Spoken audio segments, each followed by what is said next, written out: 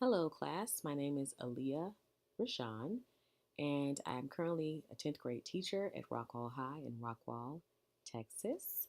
I've taught middle school for 8 years. This is my ninth year teaching, and I began teaching high school this year. Super exciting. For a master's in advanced and teaching practices, I am concentrating at the instructional literacy and digital literacy.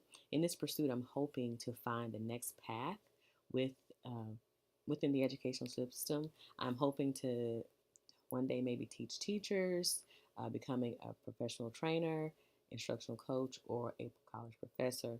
Um, Going to the other point I want to make, um, my question from 600 class has been revised over and over and over again, and I actually just recently revised it after going through the lectures and looking at the suggestions. The question that I started off with as of today before revising was, what are the proven instructional practices that include current and effective digital strategies which would engage diverse learners and foster lifelong learning? When I came up with this question, I was thinking specifically about the students that I have this year who are in high school and are not too far along from having to be a young adult in our world and be productive citizens. I have had a few students who were just waiting to drop out, and in talking with them, it made me curious to think, what would it take to make them stay.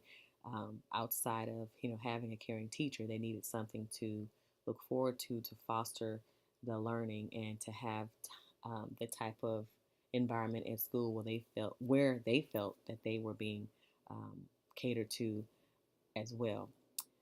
In thinking about teaching with the brain in mind, coming to the school that I've been to this year, um, I brought this idea along with me to the school. The school is fairly new to these type of practices. Um, I know that while investing in each student every day makes the job harder, it also makes the job more fulfilling because the teacher and the student are invested.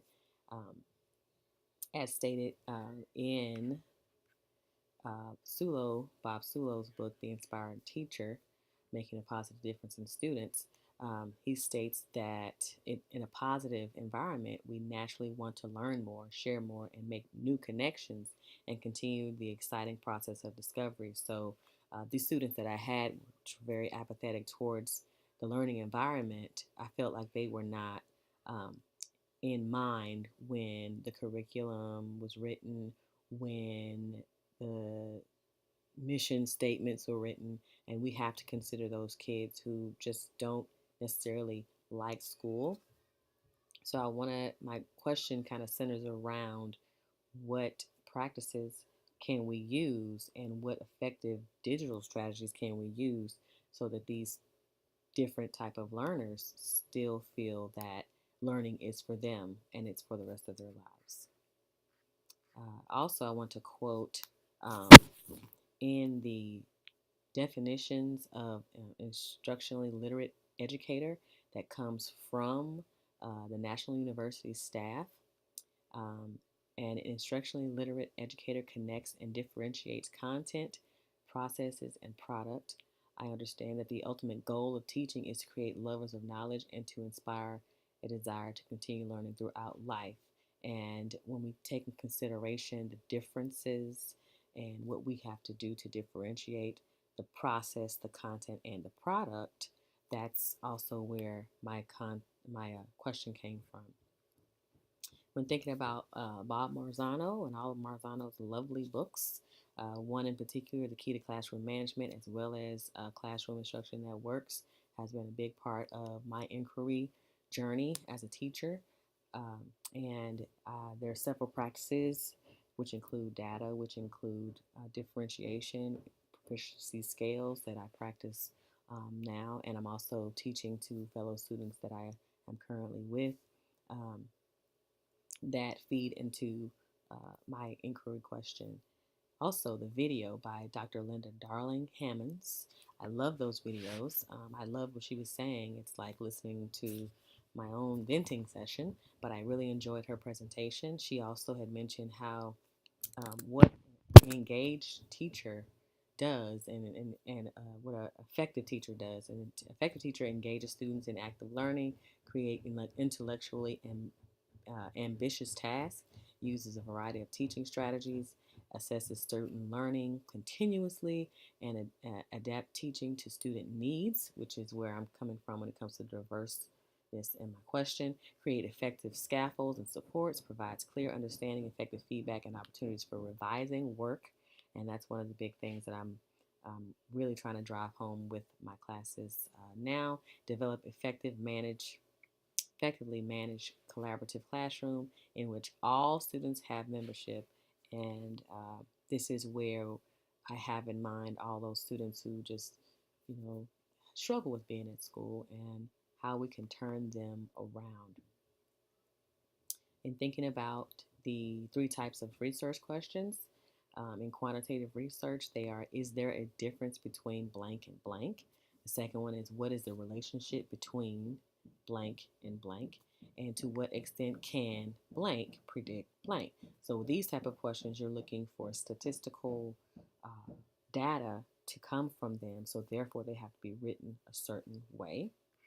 uh, After going through everything this week, I uh, revised my question to be a quantitative question, and it's the to what extent. So my new question now is: to what extent do proven instructional practices that include digital strategies engage diverse learners and foster lifelong learning?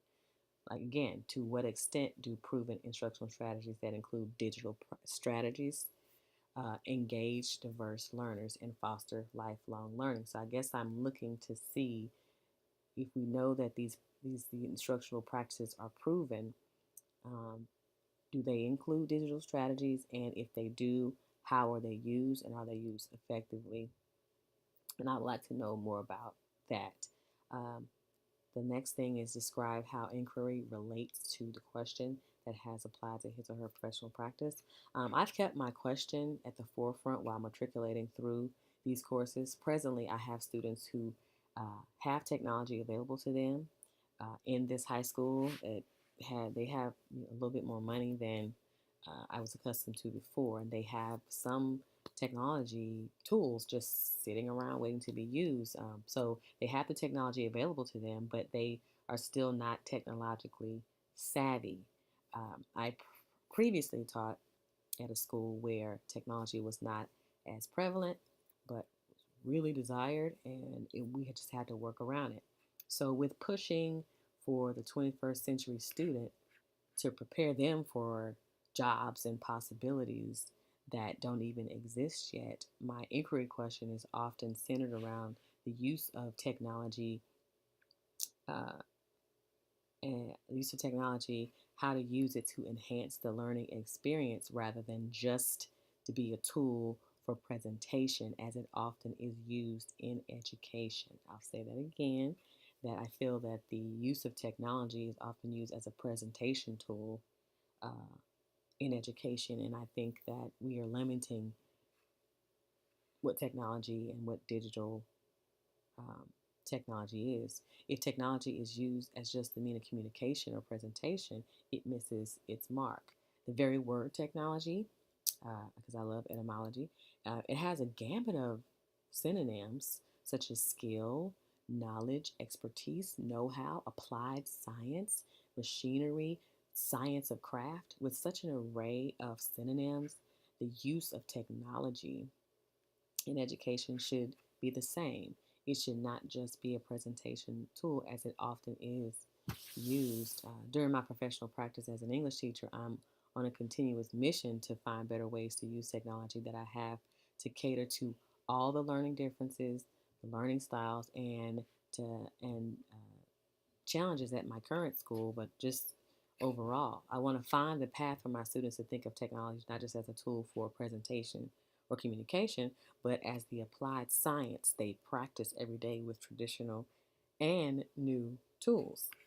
Connectivism is a new branch that I am using after going through 624 course, and this is my challenge to ensure the use of instructional practices that include digital strategies that are more often used as presentation tools, but turning that into the use of authentically using digital strategies within these instructional practices to make sure that they're working hand in hand rather than one minimally supporting the other. Thank you.